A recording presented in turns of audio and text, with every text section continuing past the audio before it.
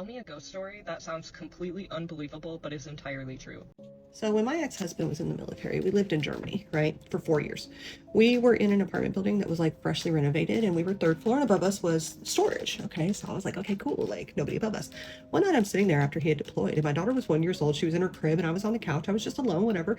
And all of a sudden I heard this noise above my head. It sounded like them little popcorn machines that little kids push around with the balls bounce around, right? So I was like, okay, I'm obviously hallucinating. So I turned off the TV, but the sound followed me, but wouldn't go in my daughter's room. Followed me to my room, but not my daughter's room. So I was like, that's cool.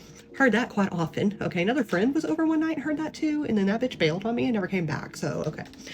Anyway, another time I was sleeping and something thumped me in the forehead. I had a mark, like it was like a little red mark, and I was like, what the fuck was that? And so I get up and I check on my daughter, and she has 104 fever that took 4 hours to bring down to the hospital. Okay, like what?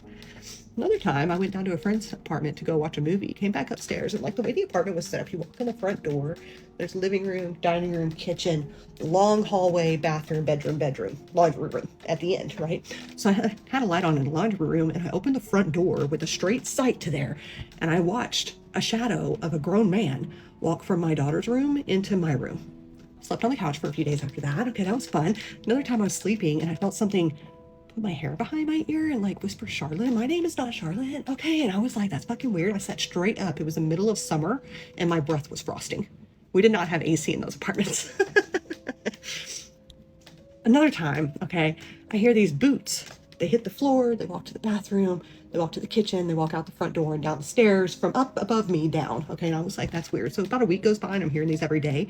I finally get up one morning with them and I go to the little phone thing we had, right? And I turn the hall light on and I watch out the peephole and I hear them footsteps coming down the stairs and walking right past me, and nobody was fucking there. Okay, my neighbor was looking at the exact same time because she'd been hearing it too. So that was cool.